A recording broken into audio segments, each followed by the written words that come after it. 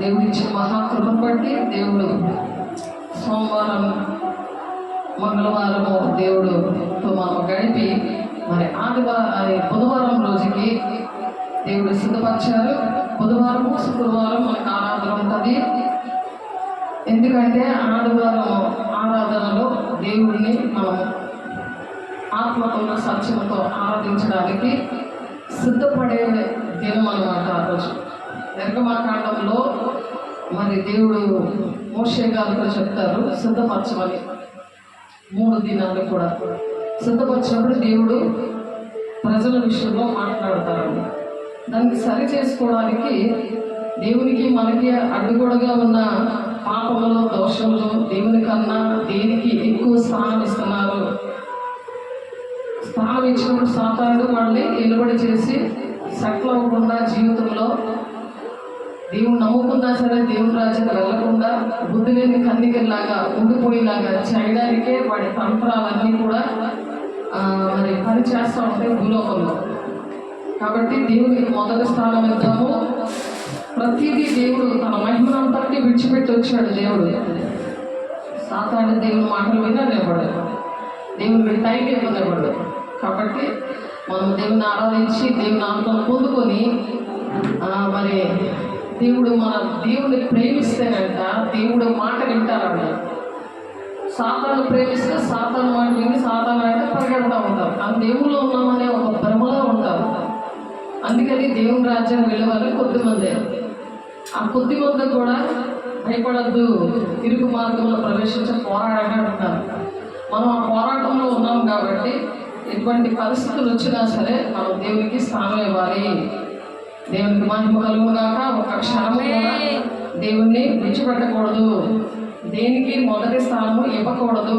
దేవుని స్థానాన్ని దొంగిలించకూడదు.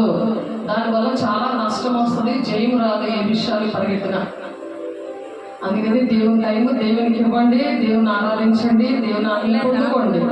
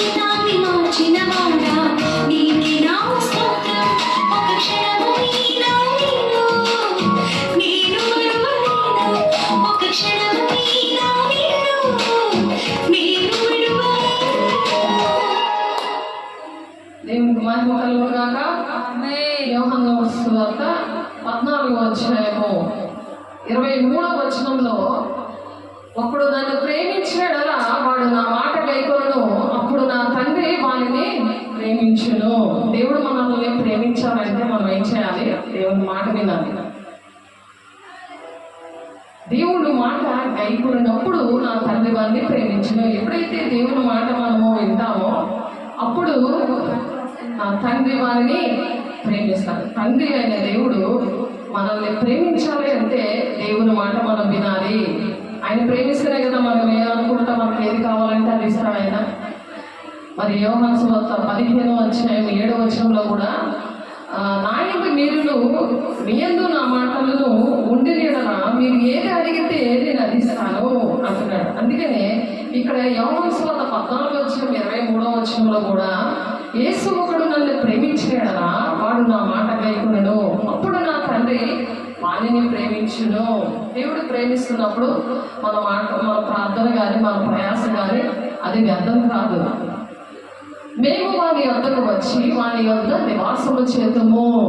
తండ్రి కుమార పరిశుద్ధాత్మ దేవుడు వచ్చి మనలో నివసిస్తాడు.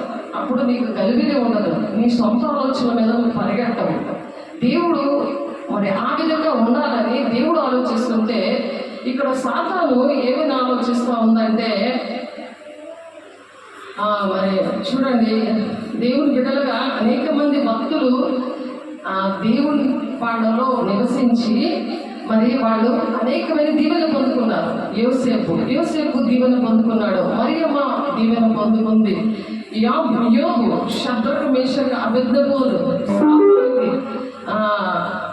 వాళ్ళందరూ కూడా షద్రకు, మేషకు, అబేద్నెగోలు వీళ్ళందరూ కూడా దేవుని మీద విశ్వాసం పెట్టుకొని జయం పొందుకున్నారు.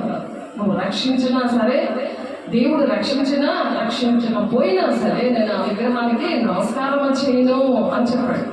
ఇక్కడ యోసేపు పోతీఫర్ భార్య మరి తన వ్యభిచారానికి తన మీద ఒంటి మీద చెయ్యేస్తే వెంటనే తను ఆ వ్యభిచారమైన పని చేయలేదు. ఈ దినాల్లో సెల్ఫోన్ వాళ్ళు ప్రతి ఒక్కరు కూడా పరిశుద్ధాత్మ పొందుకున్న వాళ్ళు కూడా అటువంటివి చూస్తున్నారు సెల్ఫోన్లో. అందుకని వాళ్ళు సాతానుడు ఎంటర్ అయిపోతూ ఉన్నాడు. అందుకనే వారి కోసం ఏం చెప్తున్నాడు మత్తయి సువార్తలో ఆయన 24వ అధ్యాయంలో ఉన్నారు. ఎందుకంటే మనము రక్షణ అనేది కాపాడుకోవాలి. అంతం వరకు కూడా ఎవరైతే తన రక్షణ కాపాడుకుంటారో, నమ్మకంగా ఉంటారో వాళ్ళకి నేను జీవ కిరీటం ఇస్తా అన్నాడు. రక్షణ కాపాడుకోవడము చాలా కష్టం. అది పరిశుద్ధం పొందుకున్న వాళ్ళ చుట్టూనే సాతానుడు తిరుగుతూ ఉంటాడు. వాళ్ళకి బ్రహ్మపక్ష ఆత్మతో మరి వాడు ఏంటంటే గలిబిలి పెట్టేస్తూ ఉంటాడు. అందుకని దేవుడు రాస్తున్నాడు ఇక్కడ మత్తయి సువార్త 24వ అధ్యాయంలో మనం చాలా జాగ్రత్తగా ఉండాలి. అంచె దినాల్లో ఇంకా జాగ్రత్తగా ఉండాలి. మత్తయి సువార్త 24వ అధ్యాయము సాతానుడు అంతము ఉంటాడు అనమాట. వాడితో పాటు వీళ్ళు కూడా వాటితో పాటు మరి వాడు దేవుడిని నమ్ముకున్నా సరే, పరిశుద్ధాత్మ పొందుకున్నా సరే, ఎన్ని బాధలు మనం పడినా సరే అంతవరకు కూడా సహించుకొని మన రక్షణ భయముతోనూ వణుకుతోనూ ఆయన మన రక్షణని కాపాడుకోవాలని ఉంది వాక్యం మనం చెప్పుకున్నాము. అయితే మత్తయి సువార్త 24వ అధ్యాయంలో చూడండి, రాసుకోండి, చక్కగా గుర్తుపెట్టుకోండి. చదువు లేని వాళ్ళు గుర్తుపెట్టుకోండి చక్కగా. మరి ఆ విధంగా కాపాడుకోవడానికి ప్రతి క్షణము కూడా దేవుణ్ణి విడిచిపెట్టకుండా ఉండాలని అందుకే దేవుడు మనతో పాట ద్వారా మాట్లాడారు. ఫస్ట్ 25వ అధ్యాయము 41వ వచనం, మత్తయి సువార్త 25వ అధ్యాయము 41వ వచనం. అప్పుడు ఆయన ఎడమవైపు ఉన్న వారితో చూచి, నశింపబడిన వాళ్ళారా, నన్ను విడిచి అపవాదికి దాని దూతలను సిద్ధపరిచిన నిత్య అగ్నిలోనికి పోవుడి అంటున్నాడు. మనం అహంకారంతో ధనాపేక్షతో మరి పరిగెట్టిన అననీయ సత్వేరాలు కూడా అలాగే స్పాట్లో అక్కడ చనిపోయారు వాళ్ళు దేవుని విషయంలో అబద్ధం ఆడినప్పుడు. అటువంటి మనం ఏంటంటే ఏదో దేవుడు నమ్ముకున్నాం కదా, దేవుడు అన్నీ కరెక్ట్గానే నడిపిస్తున్నాడు అని అనుకుంటాం. కానీ వాక్యం అనే అర్థంలో చూసుకున్నప్పుడు వెంటనే అవన్నీ కూడా కనబడతాయి. వాక్యం అనే అర్థంలో మనం ఏం చేస్తున్నామో అవన్నీ కూడా దేవుని దగ్గర విడిచిపెట్టాలి. అందుకనే దేవుడి ఆరాధన అనేది 3 సార్లు ఇచ్చారు. 4 మెసేజ్లు, వారంలో 4 మెసేజ్లు ఇవ్వడానికి కారణం అది. మరి అన్నీ కూడా చక్కగా చేస్తున్నామని ఒక భ్రమలో ఉండకుండా దేవునికి ఇష్టంగా ఉండాలని దేవుడు ఆశపడుతున్నాడు. దేవునికి మహిమ కలుగును గాక. 2 కొరింథీయులకు రాసిన పత్రిక 11:13లో దేవుని బిడ్డలే మోసపోతా ఉంటారు. చాలామంది అబద్ధ బోధ వల్ల, చాలా అబద్ధ బోధల వల్ల నశించిపోతారని మనం చాలా సార్లు మనం నేర్చుకున్నాము. 2 కొరింథీయులకు రాసిన పత్రికలో చూడండి, 2 కొరింథీయులకు రాసిన పత్రిక 11:13 ఏలయనగా అట్టివారు క్రీస్తు యొక్క అపోస్తల వేషము ధరించుకున్నవారే. అపోస్తల వేషం అనేది ధరించుకుంటాడు సాతానుడు. సేవకుల్లోనే ఉండి అపోస్తల వేషము ధరించుకుంటారు. దొంగ అపోస్తలు, మోసగాండ్రులు 10 వారునే ఉన్నారు. దొంగ అపోస్తలు, మోసగాండ్రులు 10 వారునే ఉన్నారు. సాతానుడు ఏంటంటే మనుషులు సొంత రక్షణ కాపాడుకోకపోతే మరి బాహ్య పురుషుడు బలహీనంగా ఉన్నా, అంతరంగ పురుషుడు దినదినము నూతన పరచబడకపోతే, పరిశుద్ధాత్మని మరి రాత్రి పొందుకోలేదు, ఉదయం పొందుకోలేదు, మరి ఆ దినదినము మరి పొందుకోకపోతే మరి అలాగా ఏం జరుగుతుంది అంటే దొంగ అపోస్తలులాగా తయారవుతారట, మోసగాండ్రులాగా తయారవుతారు. అలాగా మోసగాండ్రులకు 10 వారులే ఉన్నారు. వాళ్ళు మోసగాండ్రు 10 వారులాగా ఉంటారన్నమాట. దుష్టుడు వెంటనే దూరిపోతాడు. మన ఆలోచనలు కరెక్ట్గా లేకపోతే, మన ప్రవర్తన కరెక్ట్గా లేకపోతే, అనుక్షణము దేవునితో నడవకపోతే వచ్చే ప్రాబ్లమ్స్ ఇవి. అందుకని అంతం వరకు మనం సహించుకోవాలి. ప్రతి విషయంలో కూడా సహించుకోవాలి, ఓర్చుకోవాలి. దేవునికి మొదటి స్థానం ఇవ్వాలి. దేవుని మాట విన్నప్పుడు తండ్రి అయిన దేవుడు, కుమారుడు మనలో నివసిస్తున్నాడా లేదా అని మన క్రియల వల్ల తెలిసిపోతుంది. అలా మనం చెక్ చేసుకోవాలి. కనుక వారి పరిచారకులు నీతి పరిచారుల వేషం ధరించుకున్న గొప్ప సంగతి కాదు. వారి పరిచారకులు కూడా, దేవుని పరిచారులు కూడా నీతి పరిచారకుల వేషం ధరించుకొని గొప్ప సంగతి కాదు అని చెప్తున్నాడు ఇక్కడ పౌలు. వారి క్రియలు చెప్పిన వారికి అంతము కలుగును. వారి క్రియలు ఏంటి చేస్తున్నారో దానికి అంతం అనేది ఉంటుంది. ఏది అంతం అని అంటే ఇందాక మనం చదువుకున్నాం కదా, మత్తయి సువార్త 25:41 సాతానుతో పాటు వాళ్ళు కూడా అగ్నిగుండంలోకి వెళ్ళిపోతారు. ఎందుకంటే సాతాను నడిపింపులో పరిగెడుతున్నారు కదా. అందుకు వాక్యం విరుద్ధంగా దేవుని మాట వినగలేదు కదా.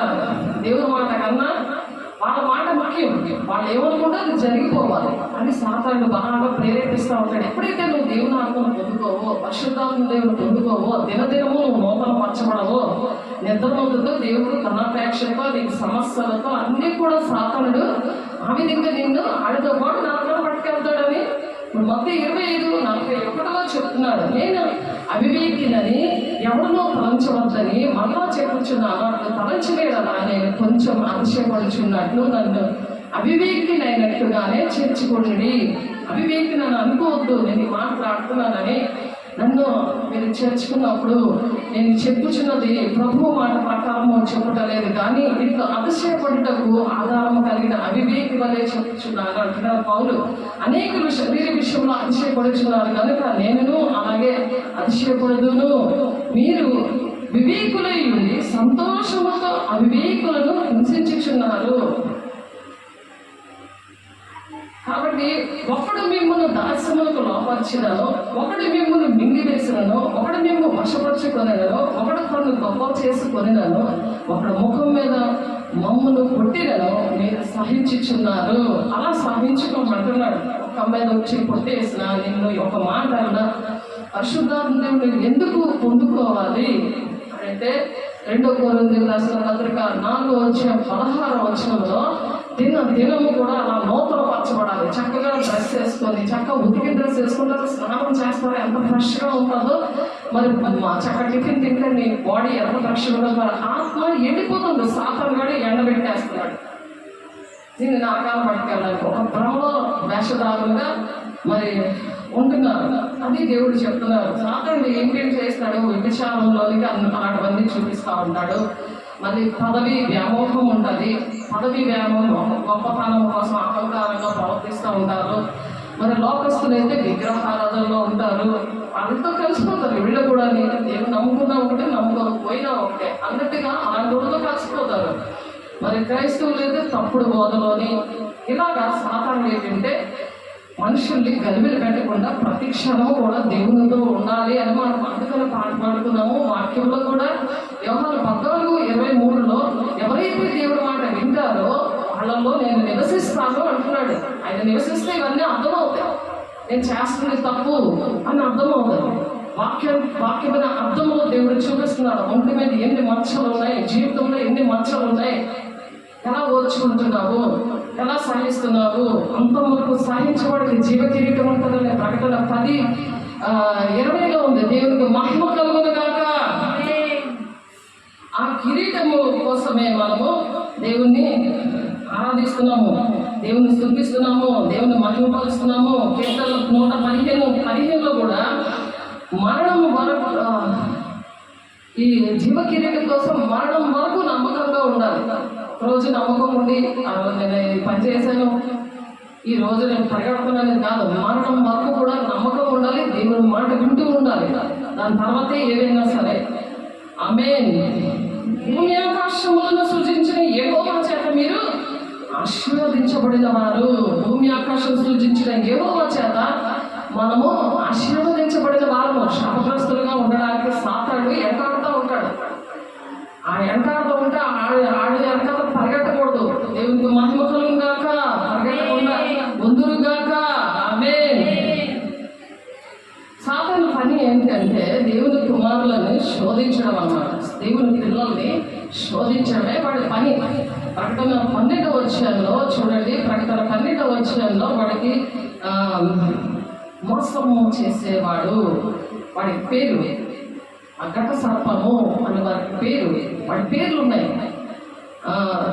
అపవిత్రాత్మ అని పేరు. వాడి ఆత్మ, శరీరం లేదు వాడికి, ఊరిపోతాడు మనిషిలో. ప్రకటన 12వ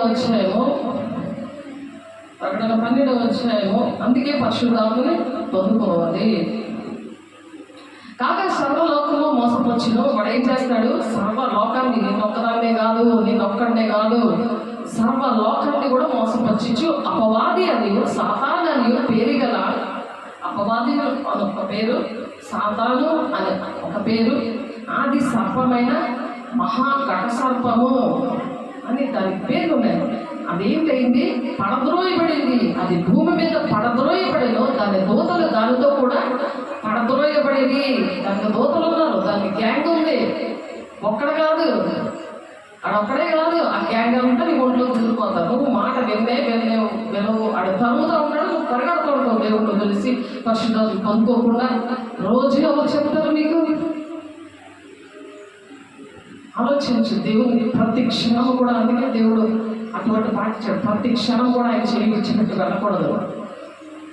వారి గొర్రెపిల్ల రక్తం మరియు ఒక గొప్ప స్వరం పరలోకమందు ఈనాడు చెప్పుట వింటిని రాత్రి బహుళమున దేవుని ఎదుట మన సహోదరుల మీద నేరము మోపువాడనే అపవాది పడద్రోయబడి ఉన్నాడు.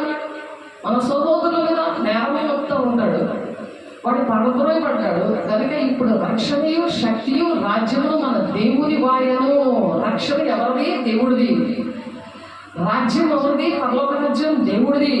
అది మనకి కావాలి. ఆ రక్షణ విడిచిపెట్టి దేవుని రాజ్యాన్ని విడిచిపెట్టి నిన్ను పరిగెట్టేస్తూ ఉంటాడు ఈ గ్యాంగ్ లీడర్.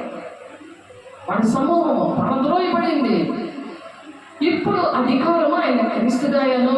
పరిశుద్ధాత్మను ఎవరైతే పొందుకున్నారో ఆయన అధికారంలో ఉంటావు నువ్వు. లేకపోతే ఆయన విడిచిపెట్టేసి నా ఇష్టం, నా రాజ్యం అని ధనాపేక్షతోటి నా ఇష్టం వచ్చినట్టు వెళ్తాను. దీన మనసు ఉంటుంది సేవకులు. వాళ్ళ దేవుడు నివసిస్తూ ఉంటాడు. వాళ్ళు మాట్లాడలేదు, దేవుడు మాట్లాడలేదు. ఈ దినాల్లో జనాలు ఎందుకు అలాగా అంటే లోకాలను కూడా సాతాను మోసపరుస్తున్నాడు. అది మనం గమనించుకోవాలి.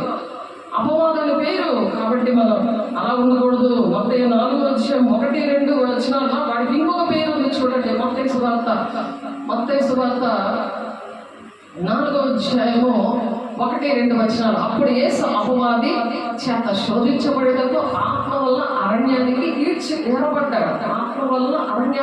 ఏరబడ్డాడు. యేసు అపవాది చేత శోధించబడతారు. వాడే శోధకుడు.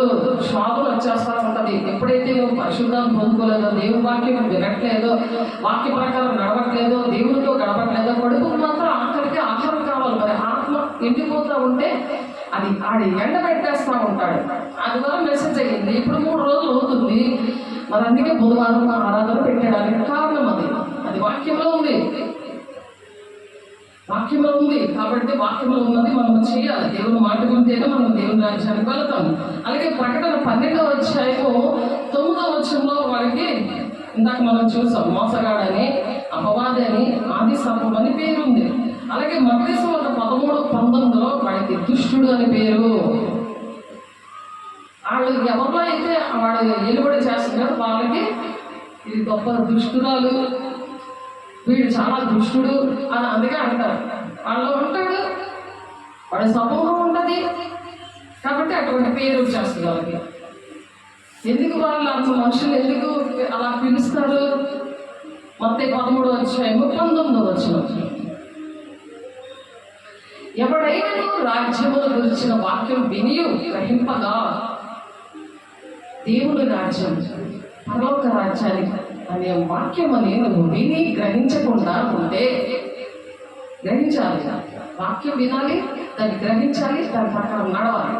అలా లేకపోతే ఏం చేస్తుంది? దుష్టుడు వచ్చి వాళ్ళ హృదయంలో ఎత్తపడిన దానిని ఎత్తుకొని పోతాడు. అందుకనే వాక్యం గుర్తుండదు. వాక్యం అనే దేవుడు నడిపించడు, అక్కడ నుంచి సాతానుగా నడిపిస్తూ ఉంటాడు ఆ మనిషిని. వాక్యం ఎందుకు గుర్తుండట్లేదు? వాక్యం మీద నీకు ఇంట్రెస్ట్ ఎందుకు ఉండట్లేదు? వాక్యాన్ని విడిచి నువ్వు ఎందుకు అస్తమాటకు పరిగెడుతున్నావు? కారణం ఏంటంటే దుష్టుడు వచ్చి వాళ్ళ హృదయంలో ఎత్తపడిన దాన్ని ఎత్తుకొని పోతున్నాడు. వాక్యం అంటే ఎవరు చెప్పండి? వాక్యం అంటే ఎవరు? దేవుడు. దేవుడు లేకపోతే నీ పరిస్థితి ఏంటి? నువ్వు ఎలాగే సెటిల్ అవుతావు నీ జీవితంలో?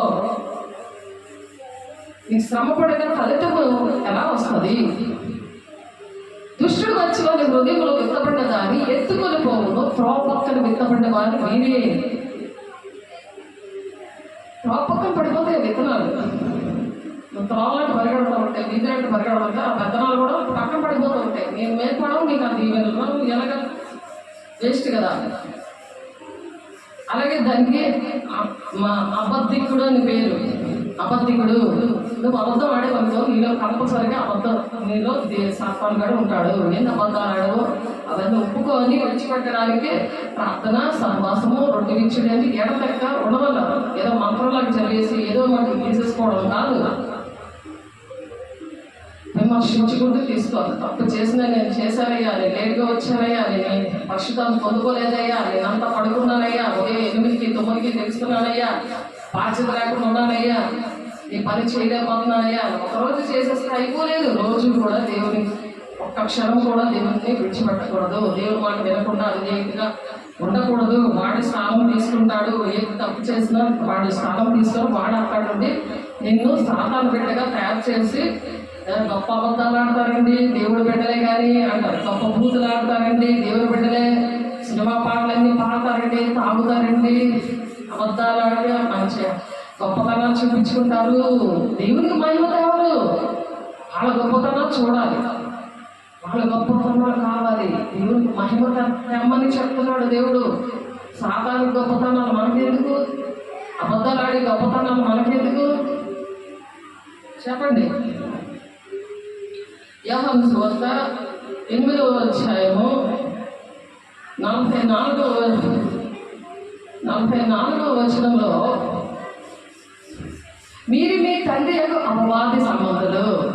ఇక్కడ యెహోవా తండ్రి మనల్ని ఆశీర్వదిస్తారని 115వ వచనంలో మనం చెప్పుకున్నాము ఇందాక.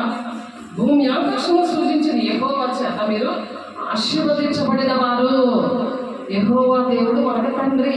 కానీ ఈ మరి ఒక్క క్షణమైన దేవుడు విడిచిపెట్టకుండా ఉన్నాడు. ఎప్పుడు విడిచిపెట్టద్దామనే ఆశ మనిషికి ఉంటుంది. భూ సంపదలను ఎదుర్కోవడమే వాళ్ళ ఆశ. అందుకని మీరు మీ తండ్రి యొక్క అపవాది సంబంధులు, మీ తండ్రి దురాశను నెరవేర్చగలుగుతున్నారు. ఆది నుండి వాడు నరహంతకుడై ఉండి స్టార్టింగ్ నుండి వాళ్ళ మనుషులు చంపడమే వాడి పని. నరహంతకుడిగా ఉన్నాడు. మనుషులు చంపడమే బయలుదేరతాడు. సత్యమందు నిలిచిన వాడు కాడు. సత్యం ఉండదు వాళ్ళు. సత్యస్వరూపైన ఆత్మ పొందుకోవడం ఇష్టపడదు. సర్వసత్యంలోకి నడపడం ఇష్టపడదు. సంభవింపబోయే సంగతులు దేవుడు బయలుపరుస్తారంటే సత్యస్వరూపమైన ఆత్మను పొందుకుంటే సంభవింపబోయే సంగతులు ఏంటి? దేవుని రాజ్యం మర్మాలు నేర్పిస్తాడు. భాషతో మాట్లాడుతుంటే మీరు మర్మాలు పలుకుతున్నారని ఉంది వాక్యం. ఆ మర్మాలు రావు. మర్మాలు దేవుడు ఎలా బయలుపరుస్తాడు? దేవుని రాజ్యం రాకడ సూచనలు ఏంటంటే ఇప్పుడు జరుగుతున్నాయి, అవన్నీ ఎలా తెలుస్తాయి? చాలా విషయాలు మనం బయలుపరిచారు కదా. ఒకరోజు బయలుపరిస్తే సరిపోయిందా? అది కంటిన్యూ చేయొద్దా? అందుకే అంతం వరకు సహించేవాడు రక్షణ పొందుకుంటాడు, వాడికి జీవ కిరీటం ఇస్తానంటున్నాడు ఆయన. నాకెందుకు జీవ కిరీటం అంటే ఎలాగ ఉంటుంది? దేవుని రాజ్యం మనం వారసులు ఎలాగుంటాం? మీరు మీ తండ్రి యొక్క అపవాది సంబంధాలు, మీ తండ్రి దురాశలు నెరవేర్చ కోరుచున్నారు. ఆది నుండి వాడి నరహంతకుడై ఉండి సత్యమందు నిలిచిన వాడు కాడు. సత్యం అంటే దేవుడు. క్రీస్తు పంట మీద ఎన్ని శ్రమలైనా, ఎన్ని కష్టాలైనా, ఎన్ని ఇబ్బందులైనా, ఎంత అనారోగ్యమైనా సాధారణ పెడుతున్నప్పుడు నువ్వు నిలబడగలిగేదే క్రీస్తు అనే బండ మీద నిలబడాలి. సత్య స్వరూపైన ఆత్మ అనేది అందుకని పొందుకోవాలి. సత్యమేద జయితే అని రాస్తారు. సత్యమేద జయితే అని స్కూళ్ళలోనే ప్రార్థన చేపిస్తారు. సత్యం పలకడానికి చిన్నప్పటి నుండి పిల్లలకి నేర్పిస్తారు. అందుకే బాల్యం నుండి సృష్టికర్తను స్మరణ తెచ్చుకోమని వాక్యం అందుకే చెప్తుంది. నేను సత్యమందు నిలిచిన వాడు కాడు ఎవడు సాతానుడు. వాడి అందు సత్యమే లేదు. వాడు అబద్ధాలు ఆడినప్పుడంట తన స్వభావం అనుసరించే మాట్లాడతాడు. వాడు అబద్ధికుడును అబద్ధములకు జనకుడునే ఉన్నాడు. అబద్ధాలకే రాజు అన్నమాట. అందుకని ఆ రాజు నీ ఒంట్లోకి వస్తే ఆ రాజుగాడు అబద్ధాలు నోరిపితే అబద్ధాలు వచ్చేస్తాయి వెంటనే. ధనాపేక్ష కోసము, స్వార్థం కోసము, మరి భూసంబంధమైన ఆ విధంగా వెతుక్కుంటారు. దేవుడు ఏంటంటే నీతిమంతులకు ఆస్తికర్తలుగా చేస్తానని ఉంది. సామెతలు 8 వచ్చాయేమో 21 వచనంలో నీతిమంతుల ఇల్లు ధననిధి అని ఉంది. కీర్తనలు 37 వచనంలో ఆ ధననిధి ఏంటంటే దేవుడిని కలిగి ఉండడం అన్నమాట. ఆటోమేటిక్గా దేవుడి పిల్లల్ని పోషిస్తాడు ఆయన. ఆయన నమ్మదగిన దేవుడు, ఆయన తండ్రి అయిన దేవుడు, మనలో నివసిస్తున్న దేవుడు. యోహాను 14:23 ప్రకారం దేవా నాలోనికి రండి, నాలో మీరు నివసించండి. మహోన్నతమైన స్థలములలో నేను నివసించినప్పుడు దీనమైన హృదయంలో నేను నివసిస్తున్నాను అంటున్నాడు. యెషయా 57:15లో ఆ వాక్యం పట్టుకొని దేవుణ్ణి అడిగినప్పుడు వెంటనే ప్రార్థన వెంటనే సక్సెస్ అవుతుంది. జవాబులు వస్తాయి, అటువంటి పరిస్థితులు వస్తాయి. పొడుపుడు ప్రార్థనలు చేసేయడం కాదు, ఇష్టం వచ్చిన ప్రార్థన చేసేయడం కాదు. వాక్యము అంటే దేవుడు. ఆ దేవుడిని పట్టుకొని నువ్వు అడగాలి. ఆ వాక్యం పట్టుకొని నువ్వు అడగాలి ఆ విషయాలు. నేను సత్యమునే చెప్పుచున్నాను కనుక మీరు నన్ను నమ్మరు. దేవుడి మాటలు, దేవుడు ఎవరిలో అయితే నివసిస్తున్నారో వాళ్ళు సత్యమే చెప్తారు కానీ మనుషులు నమ్మరు. నా యొక్క పాపం ఉన్నదని మీలో ఎవరు స్థాపించును? నేను సత్యము చెప్పుచున్నాడు అలా మీరెందుకు నన్ను నమ్మరు అని ఆనాడు శాస్త్రంలో పరిశీలు సర్దుకెళ్ళి యేసయ్య చెప్తున్నాడు. వాళ్ళకి సిలువ వేసేస్తుంది యేసయ్య. అంటే వాళ్ళ నమ్మకుండా వాళ్ళకి ధర్మశాస్త్రం అంటే బైబిల్ బాగా తెలుసు. మంచి పండితులు వాళ్ళు, బైబిల్ పండితులు వాళ్ళు. కానీ దేవుడు తెలియదు. ఇప్పుడు ఈ దినాల్లో కూడా అటువంటి బోధకులు ఉన్నారు. వాళ్ళు చెబుతారు కానీ వారు చేయరు. అందుకే దేవుడు 3.5 సంవత్సరాల భూలోకానికి వచ్చి ఆయన మన కోసం ప్రాణం పెట్టే ముందు ప్రతిదీ కూడా చేసి చూపించాడు. ఇలా ఉండండి, శోధన కాలంలో ఇలా చేయించండి అని చెప్పి. దేవుని సంబంధమైన వాడు దేవుని మాటలు విన్నో, మీరు దేవుని సంబంధాలు కాదు కనుకనే మీరు వినరని చెప్పారు. ఎవరు వింటారు? దేవుని సంబంధాలు మాత్రమే మన మాట వింటారు. దేవుని సంబంధాలు కాకపోతే మన మాట వినరు. అప్పుడే తెలుస్తుంది వాళ్ళు ఎవరు సంబంధాలని. తంత్రములు వాడు ఎన్ని తంత్రములు పెడతాడంటే 2 కొరింథీయులు 2:14లో ఉంది. 2 కొరింథీయులు రాసిన పత్రిక 2వ అధ్యాయము 14వ వచనంలో వాడి తంత్ర కొట్టువాడు. 2 కొరింథీయులు రాసిన పత్రిక 2వ అధ్యాయం 14వ వచనంలో మా ద్వారా ప్రతి స్థలమందులో క్రీస్తుని గురించిన జ్ఞానం యొక్క సువాసనను కనపరచుచు ఆయన యందు మమ్మును ఎల్లప్పుడూ విజయోత్సవంతో ఊరేగించు దేవునికి స్తోత్రములు. దేవునికి ఆ విధంగా మనం స్తోత్రాలు చెల్లించాలి. ఎందుకంటే వాడి తంత్రాలు దేవుడు మనల్ని విడిపించాడు. కాబట్టి నేనేమైనా క్షమించి ఉంటే సాతాను మనల్ని మోసపరచకుండానట్లు మీ నిమిత్తము క్రీస్తు సుఖమునందు క్షమించున్నాను. క్రీస్తు సముఖమునందు క్షమించున్నాను. నేనేమైనా క్షమించి ఉంటే మనం ఇతరులు మనం క్షమించాలి. సాతాను మనల్ని మోసపరచకుండానట్లు మనం ఇతరులు క్షమించలేదనుకో సాతాను మనల్ని మోసం చేస్తూ ఉంటాడు. మీ నిమిత్తము క్రీస్తు సముఖమునందు క్షమించి ఉన్నాను అంటున్నాడు పౌలు. అందుకని మనం దేవుని సన్నిధిలో వచ్చినప్పుడు ఎక్కడికైనా వెళ్ళినప్పుడు ప్రతి ఒక్కరు క్షమించడమే. సాతాను తంత్రములను మనం ఎరుగని వారు కాము. సాతాను తంత్రం కొట్టాడు, వాళ్ళు తంత్రాలు వేస్తుంటాడు. సమాధానం లేకుండా కుటుంబాల్లో, సంఘంలో, దేశంలో, మరి ఉద్యోగాల్లో సమాధానం లేకుండా చేస్తాడు. కాబట్టి ప్రతి ఒక్కరు మనం ఏం చేయాలి? క్షమించాలి.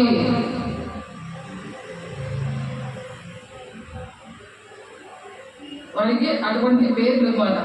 వాడు అన్ని కాలంలో ఉన్నాడు. ఆదాము హవ్వల కాలంలో ఉన్నాడు, అది ధర్మశాస్త్ర కాలంలో ఉన్నాడు. ఆదికాండం 6వ అధ్యాయము 19వ అధ్యాయంలో ఉన్నది. అలాగే అపోస్తుల గారు 1:5వ అధ్యాయం 1-5 వచనాల్లోనే మరి పేతురు మెసేజ్ చెప్తుంటుంటే మరి ఆమె సభ్యరాల విషయంలో మరణం ఏర్పడి చేస్తూ ఉంటుంది. దేవుడి డబ్బులు దొంగిలించినందుకు అబద్ధాలు ఆడినాడు.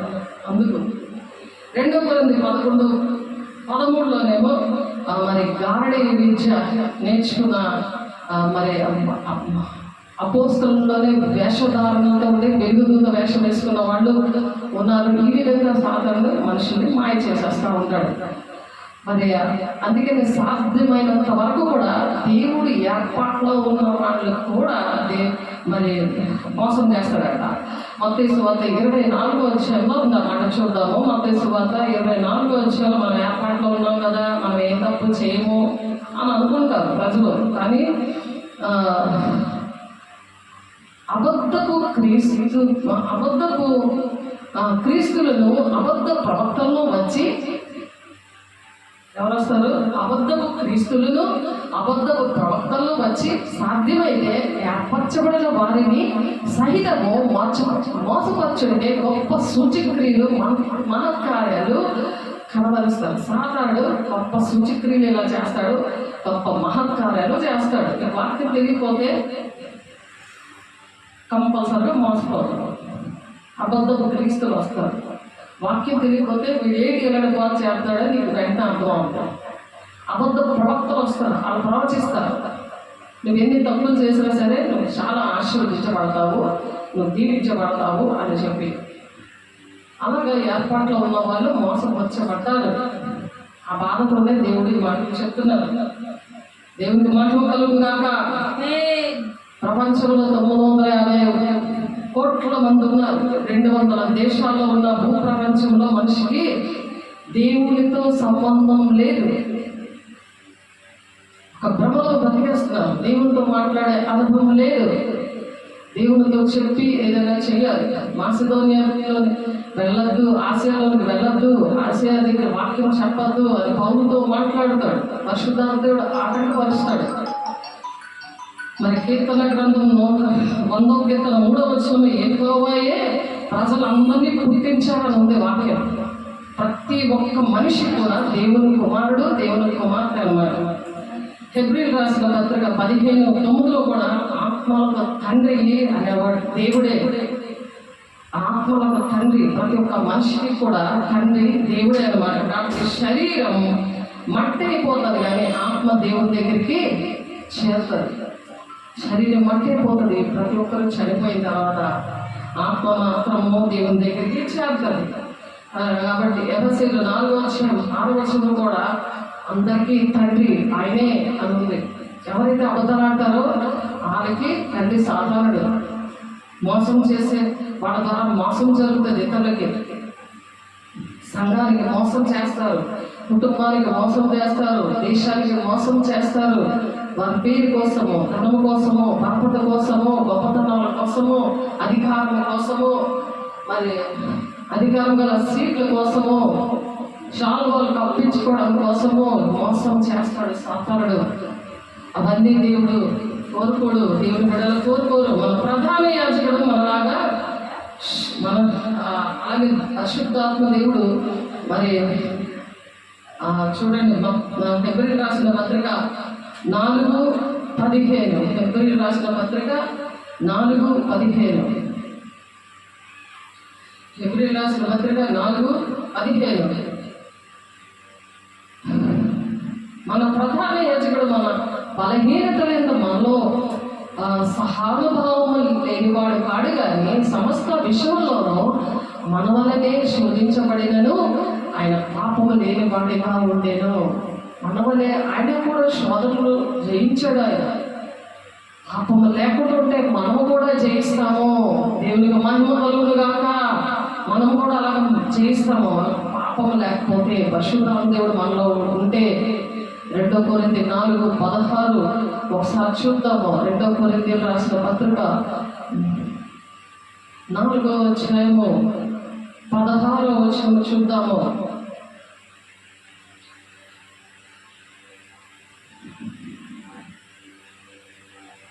క్రీస్తు యేసునందు, ఈ 1 కొరింథీ 4:16 వచనం. క్రీస్తు యేసునందు సువార్త ద్వారా నేను మిమ్మల్ని కంటిని కనుక మీరు నన్ను పోలి నడుచుకున్న వారే ఉండవల్లని మిమ్మల్ని బతిమాలుకొనుచున్నాను. పౌలు గారు చెప్తున్నారు, ఆత్మీయ బిడ్డలుగా మీతో కూడా దేవుడు చెప్తున్నారు, నా పక్షాల నుండి సువార్త ద్వారా నేను మిమ్మల్ని కంటిని కనుక మీరు నన్ను పోలి నడుచుకున్న వారే ఉండవాలని మిమ్మల్ని బతిమాలుకొనుచున్నాను. ఇంది నిమిత్తము ప్రభువునందు నాకు ప్రియుడును నమ్మకమైన నా కుమారులకు తిమోతిని మీ యొద్దకు పంపి ఉన్నాను. అతని క్రీస్తునందు నేను నడుచుకునే విధమును, అనగా ప్రతి స్థలములోనూ ప్రతి సంఘములోనూ నేను బోధించే విధమును మీకు జ్ఞాపకము చేయను. ఎలాగ బోధించాలో, ఎలాగ ఆ జ్ఞానం అనేది సంఘములో నేను బోధించే విధమును మీకు జ్ఞాపకం చేస్తున్నాను. ప్రతి స్థలములోనూ మీరు ఎక్కడికి వెళ్ళినా సరే క్రీస్తునందు మీరు నడవాలి, జాగ్రత్త అని ఆనాడు తిమోతిని పౌలు గారు పంపించారు. ఆయన సువార్త ద్వారా కన్న పిల్లల దగ్గరికి, అలాగే నేను సువార్త ద్వారా కన్న పిల్లల దగ్గరికి గ్లోరీ గాస్పెల్ చర్చ్ ఆర్గనైజేషన్ అని చెప్పి అది మీ ఇంటిలోకి వస్తుంది. ఆలోచించండి మీరు ఎలా ఉన్నారు. ప్రభు చిత్తమైతే త్వరలోనే మీ యొద్దకు వచ్చి ఉప్పొంగుచున్న వారి మాటలు కాదు, వారి శక్తినే తెలుసుకుందును. వారిని చాలా నేను చక్కగా ఉన్నాను, చక్కగా నేను ప్రార్థన చేసుకుంటున్నాను, చక్కగా నేను దేవుడు నన్ను దీవించాడు అని సాతాను దీవించాడో తెలియదు, అద్భుత కార్యాలు ఎలా జరుగుతున్నాయో తెలియదు, ఎవరు నడిపిస్తున్నారో తెలియదు. వాక్యం అనే అర్థంలో చూసుకోవాలి. దేవుడు అద్భుత కార్యాలు చేస్తాడు, సాతానుడు అద్భుత కార్యాలు చేస్తాడు. గారడి జరిగించిన వాడు చేశాడు. ఆనాడు మోషే కాలంలో మంత్రసారులు కూడా చేశారు. ఏ ఆత్మ నడిపిస్తుంది అది తెలుసుకోవాలి. దేవుని బిడ్డలారా, దేవుని రాజ్యం మాటలతో కాదు శక్తితో ఉంది. దేవుని రాజ్యం కట్టే బిడ్డల్లో శక్తి ఉంది. ఆ దేవుని రాజ్యం మీ మధ్యనే ఉంది అని అంటారు. దేవుని రాజ్యం మీ మధ్యనే ఉంది అని ఎందుకు మరి లూకాసు వార్త 10:20లోని ఉంటుంది ఆ మాట. లూకాసు వార్తలో ఉన్నది, దేవుని రాజ్యము శక్తితో ఉంది. ఆ కార్యాలు మీ ఎదురుగుండా దేవుడు చాలాసార్లు చేశారు, మీ జీవితాల్లో చేశారు. శక్తితో ఉంది. దేవుని రాజ్యము మాటలతో కాదు శక్తితో ఉంది. ఆ శక్తి అయిన కార్యాలు మరి సంఘంలో జరిగాయి కదా, ఆ శక్తి అయిన కార్యాలు మీరు కూడా చేయాలి. అయితే లూకా 11:20 అయితే నేను దేవుని వేలుతో దెయ్యములను వెళ్ళగొట్టుచునే కదా నిత్యంగా దేవుని రాజ్యము మీ యొద్దకు వచ్చి ఉన్నది. దేవుని రాజ్యము మాటలతో కాదు శక్తితో ఉంది. అది దెయ్యాలు వెళ్ళగొట్టాయి. ఇప్పుడు ఈ దెయ్యాలన్నీ కూడా ఎన్నో కార్యాలు ఎలా చేస్తున్నాయి? బ్రహ్మపంచ ఆత్మతోటి, అపవిత్ర ఆత్మతోటి, వాటికి ఉన్న పేర్లు ఏంటి అన్నీ కూడా మనం తెలుసుకున్నాం కదా. మన దేవుని రాజ్యం అనేది మాటలతో కాదు, శక్తితో ఉంది. ఏప్రిల్ రాసిన పత్రికలో మనం 4వ అధ్యాయము చూసాం కదా, దేవుని రాజ్యం అనేది శక్తితో ఉంది. అటువంటి శక్తి కార్యాలు చేయాలని దేవుడు ఆశపడుతున్నారు. దేవుడు కూడా 1 కొరింథీయులు 2 కొరింథీయులు 4:16 చూద్దాం. 4:16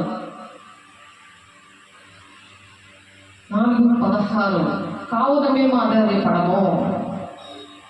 ఏ విషయం వచ్చినా సరే మనం ఆధారపడకూడదు. ఎటువంటి శోధన సాధారణ పెట్టినా, ఎటువంటి గలిబిలు పెట్టినా, ఎటువంటి అసమాధానం పెట్టినా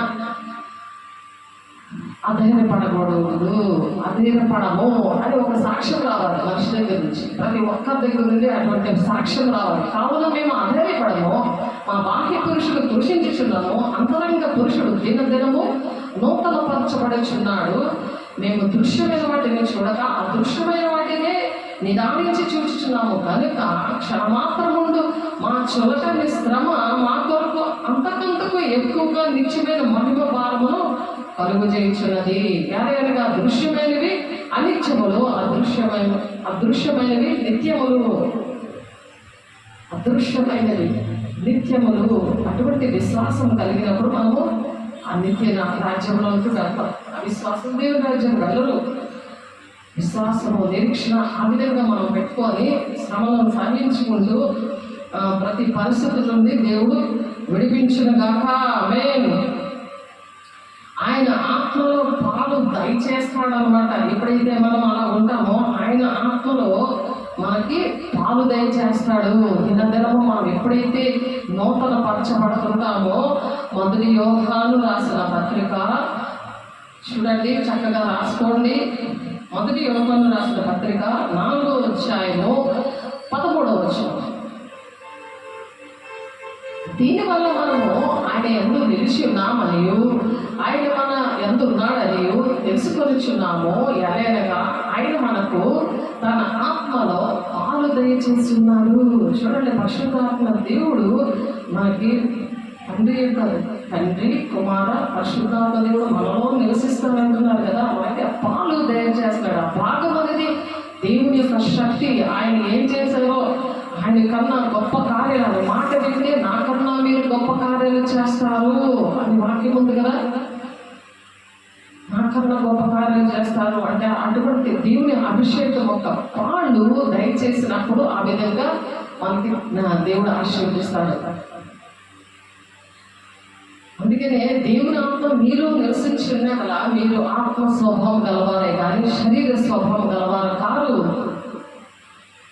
శరీర స్వభావం కలవారు కారు. శరీరంగా ఆలోచించరు, ఆత్మానుసారంగా ఆలోచిస్తారు. పైన వాటినే వెతుకుతారు. భూ సంబంధమైన వాటి విషయాలు మీరు మనసు పెట్టుకోరు.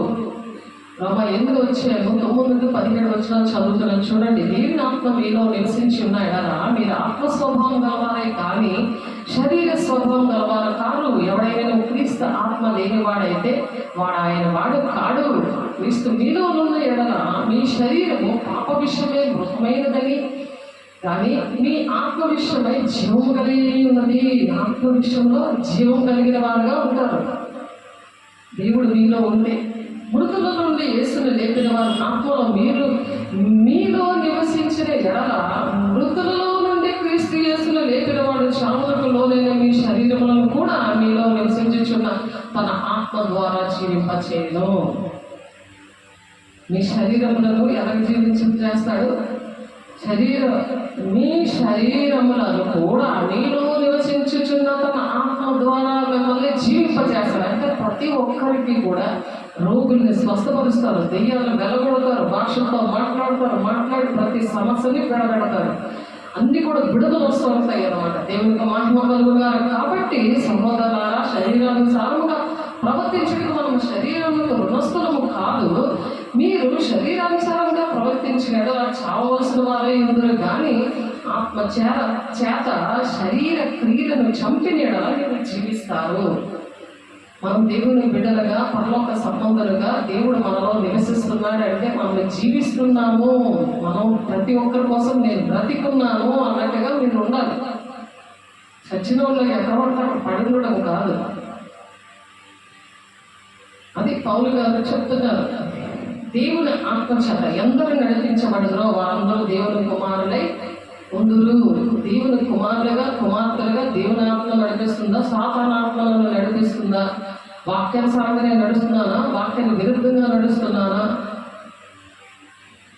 అని చెక్ చేసుకో. లేకపోతే ఏ సమయంలో దేవుని రాక వస్తుందో తెలియదు. అలాగే సిద్ధపడాలని దేవుడు ఆశపడుతున్నారు. ఎలాగా మరలా భయపెట్టుకు మీరు దాసేపు ఆత్మను పొందలేదు, కానీ దత్తపుత్ర ఆత్మను పొందేది. ఆ ఆత్మ కలిగిన వారమే మనం అబ్బా తండ్రిని మొదలుపెట్టుచున్నాము, మనం దేవుని పిల్లలమని ఆత్మ తానే మన ఆత్మతో కూడా సాక్ష్యం ఇస్తున్నాడు. మన ఆత్మే సాక్ష్యం ఇస్తుంది. దేవుని ఆత్మ ఏంటంటే దేవుని పిల్లలమని ఆత్మ తానే మన ఆత్మతో కూడా సాక్ష్యం ఇచ్చుచున్నాడు. మనం పిల్లలమైతే వారసులము, అనగా దేవుని వారసులము, క్రీస్తుతో కూడా మహిమ పొందుటకు ఆయనతో శ్రమపడినలా క్రీస్తుతోటి వారసులము. ఆయనతో మనం శ్రమపడాలి. ఆయన మన తోడై ఉండి మనలో నివసించి ఆయన మనతో పాటు ఆయన కూడా శ్రమ పడతాడు. ఆయన మనకు తోడు ఉంటాడు. ఒక్కరికే మనం చెయ్యము ఏ పనైనా. దేవునికి ఇష్టంగా ఆయన ఏం చెప్తాడో ఆయన నడిపింపులో ఉండి ఆయనతో మనం పని చేస్తేనే ఆయన చేసిన పని ఉన్నాము అని వాక్యం చెప్తుంది. ఆ మాటలు మనం నేర్చుకున్నాం. అలా మనం చేసినప్పుడు క్రీస్తు తోడి వారసులుగా ముందుగాక. ఆమేన్. దేవునికి ఇష్టంగా అలాగే దేవుని ఆత్మలో పాలు ఉన్నప్పుడు ఆ విధంగా నడుస్తారు. దేవుని వల్ల మనకు దయచేయబడిన వాటిని తెలుసుకోతే మనం లౌకికాత్మలు కాక దేవుని ఎదురుకు వచ్చి ఆత్మను పొంది ఉన్నాము. లోకానుసారంగా నడవరు వాళ్ళు.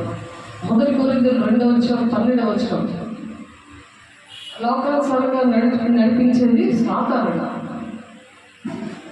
కాబట్టి దేవుని వల్ల మనకు దయచేయబడిన వాటిని తెలుసుకుంటే దేవుడు ఏంటంటే మన కోసము సిద్ధపరిచాడు. దేవుని రాజ్యంలోకి సిద్ధపడడానికి మనము దేవుని ఆత్మను మనం పొందుకున్నాం. లౌకిక ఆత్మను మనం పొందుకోలేదు. అది ఏ ఆత్మ పరీక్షించుకోవాలి. 1:4 ఉంటుంది. ఏ ఆత్మ మీరు పరీక్షించుకొని అంచదిన వల్ల అనేకమైన ఆత్మలు బయలుదేరి ఉన్నాయి. కాబట్టి ఏ ఆత్మ మీరు పరీక్షించుకోండి అంటాడు. మీ దేహము దేవుని వల్ల మీకు అనుగ్రహింపబడి మీలో ఉన్న పరిశుద్ధ ఆత్మకు ఆలయమే ఉన్నదని మీరు ఎరిగరా. దేవుని ఆలయంగా మనం ఉండాలి. ఎక్కడ నిలబడితే అక్కడ దేవుని కార్యాలు మన ద్వారా దేవుడు జరిగించుకుంటాడు. దేవునికి మహిమ వస్తుంది. 1 కొరింథీయులు 6:19 ఉంది. అందుకని మన దేవుడు మనల్ని సృష్టించాడు. మనము యాత్రికులము, పరదేశులము మనము. కాబట్టి మన దేవునికి మన దేశము పరలోకము. కాబట్టి మనము దేవుని శక్తితో మనము నింపబడాలి. సాతాను ఎందుకంటే ఆయన గర్జించే సింహముల వలె ఎవరిని మింగినా అని తిరుగుతా ఉన్నాడు. కాబట్టి మనము ఆ విధంగా ఉండాలి. దేవుని బిడ్డ కొలస్సీయులు 1:6 సాతాను ఎలా వచ్చాడు చూడండి. సాతాను ఎలా వచ్చాడు? కొలస్సీయులు రాసిన పత్రిక అలానే ఉంది. చూడండి, కొలస్సీయులు రాసిన పత్రిక. మనం దేవుని ఆత్మను పొందుకోకపోతే, దేవునితో మనం నడవకపోతే, వాక్యానుసారంగా నడవకపోతే అర్థం కావు విషయాలు. ఎలా ప్రాబ్లమ్స్ వస్తున్నాయి, ఎవరి వల్ల వస్తున్నాయి అని తెగిపోతే ఎలా క్షమాపణ అడుగుతారు దేవుడిని, ఎలా విడుదల పొందుకుంటారు, దేవుని రాజ్యానికి ఎలా సిద్ధపడతారు. కొలస్సీయులు రాసిన పత్రిక 1:16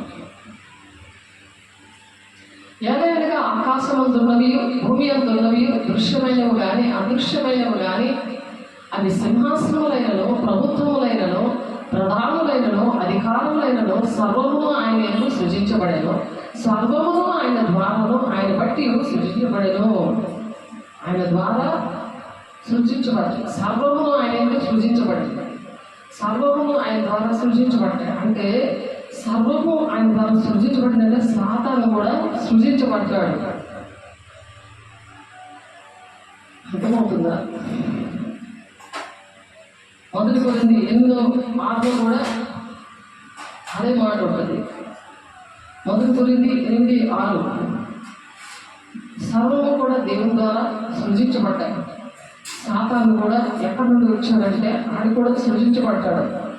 1 కొరింథీయులు 8:8 బ్రహ్మ నా దాసుడు చూడటం. 1 కొరింథీయులు రాసిన పత్రిక 8:6 6వ వచనంలో ఆకాశమందైనను భూమి మీదనైనను దేవతలనబడిన నను మనకు ఒక్కడే దేవుడు ఉన్నాడు, ఆయన తండ్రి, ఆయన నుండి సమస్తము కలిగాను, ఆయన నిమిత్తము మనం ఉన్నాము.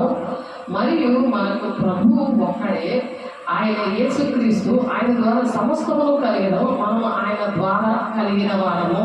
సమస్తము ఆయన ద్వారా జరిగింది, సాతాను కూడా జరిగేది. కాబట్టి సాతాను మరి ఫిర్యాదులు ఇచ్చాడు భక్తుల విషయంలో. పరలోకము వెళ్తూ భూలోకం కూడా వచ్చి దేవుని పిల్లల్లో దూరి దేవుని రాజ్యానికి కాకుండా ఆయన పని ఏంటి, నరకాన్ని పట్టుకెళ్ళడానికి దేవుని పిల్లల్ని పాడు చేయడం, అబద్ధాలు ఆడించడం, మోసం చేయించడం, అబద్ధాల బోధలో అబద్ధ బోధల దగ్గర తీసుకెళ్ళడం, ధనాపేక్షతో ఉండడం, దేవుని ఆజ్ఞలు పాటించకపోవడం, విగ్రహారాధన చేయించడం. దేవుడి కన్నా ఎక్కువగా దేనిని ప్రేమిస్తే అది విగ్రహారాధన లెక్కలో వస్తుంది. యోగ గ్రంథం 1:1 అధ్యాయం 6-7 వచనంలో ఉంది ఆ మాట. చూద్దాము. యోగ గ్రంథము యోగ గ్రంథంలో చూడండి, మీకు తెలుసు కానీ చదువు లేని వారు వింటారని చదువుతున్నాను నేను. దేవదూతులు ఎక్కువగా సన్నిధిని నిలుచుడకై వచ్చిన దినం ఒకటి తపస్కరించాను. ఆ దినం అపవాది వాడు వారితో కలిసి వచ్చాడు, దేవదూతులతో కలిసి వచ్చాడు. యెహోవా నీవు ఎక్కడ నుండి వచ్చేది అని వారిని అడగగా, అపవాది భూమి మీద ఇటు అటు తిరుగులాడచ్చు, అందులో సంచరించచ్చు వచ్చిందని యెహోవాకు ప్రత్యుత్తరం ఇచ్చాడు.